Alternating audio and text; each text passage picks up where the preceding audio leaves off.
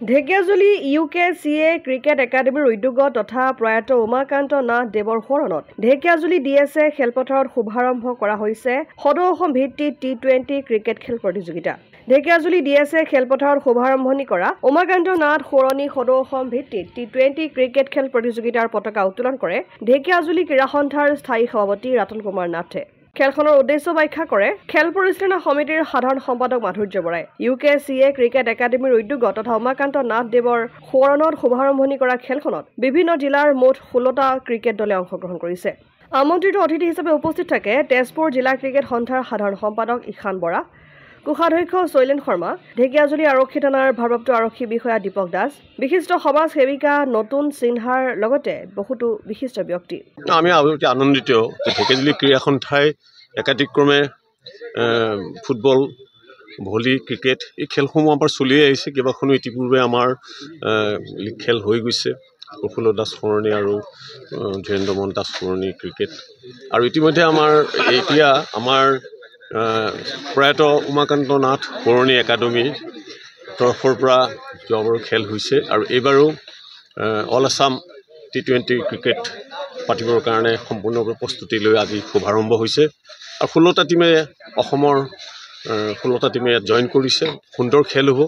আজি তেজপুৰৰ পেন্থাৰ আৰু ঢেকিয়াজুলি থাণ্ডাৰ এই দুটা দলে আজি খেলৰ শুভ আৰম্ভণি কৰিব। ইতিমধ্যে পতাকা উত্তোলন হৈ গৈছে। ঢেকিয়াজুলি ক্ৰীড়া সন্থাৰ খেলপথাৰত UKCA একাডেমীৰ সৌজন্যত স্বৰ্গীয় উমাকান্ত নাথদেৱৰ T20 প্ৰতিযোগিতাখন এইবাৰ দ্বিতীয়বাৰৰ কাৰণে আমি অনুষ্ঠিত কৰিবলৈ ওলাইছোঁ।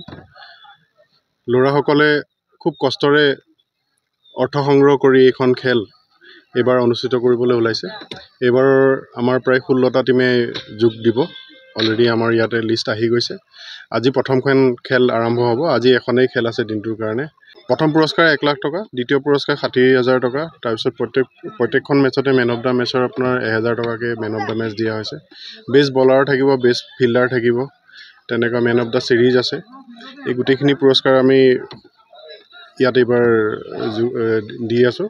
আৰু গোটেই অল অসমৰ গুৱাহাটীৰ পৰা আদি কৰি মানে উজনিৰ পৰা আৰম্ভ কৰি নামনিলৈকে প্ৰত্যেকখন জিলাৰ পৰাই এটা হ'লেও আমাৰ টীম আহিব এইবাৰ।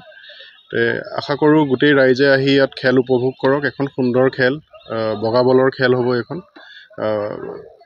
ল'ৰাসকলে খুব সুন্দৰকৈ ক্ৰীড়া খেলপথাৰখন সজাই তুলিছে। হয়, ইতিমধ্যে আপোনাক পৰিচালনা সমিতিৰ সম্পাদকে ইতিমধ্যে আপোনাক অৱগত কৰিলে যে ইয়াত এইটো আপোনাৰ দ্বিতীয় বছৰৰ বাবে সদৌ অসম ভিত্তিত অল আছাম T20 ক্ৰিকেট প্ৰতিযোগিতা অনুষ্ঠিত হৈছে উমাকান্ত নাথ দেৱৰ স্মৃতিত। আৰু এই বছৰ মুঠ 16টা দলে অংশগ্ৰহণ কৰিছে। অসমৰ বিভিন্ন প্ৰান্তৰ বিভিন্ন খেলুৱৈ, অৰ্থাৎ আমাৰ ৰাজ্যক প্ৰতিনিধিত্ব কৰা ৰঞ্জী খেলুৱৈ হওক বা অন্য খেলুৱৈ হওক, তেওঁলোকে ইয়াত এই খেলত অংশগ্ৰহণ কৰিব। গতিকে এখন আকৰ্ষণীয় এখন প্ৰতিযোগিতা ইয়াত অনুষ্ঠিত হ'ব। আমি সমূহ খেলুৱৈ প্ৰেমিক ৰাইজক খেল উপভোগ কৰি ল'বলৈ আমি অনুৰোধ জনাইছোঁ। আৰু লগতে আপোনালোকক জনাবলৈ পাই সুখী হৈছোঁ যে ইমান ধুনীয়াকৈ আজিলৈকে ঢেকিয়াজুলি ক্ৰীড়া সন্থাত ইমান ধুনীয়াকৈ আজিলৈকে ধুনীয়াকৈ ইমান খেলপথাৰখন সজাই তোলা এইটো প্ৰথম নিদৰ্শন।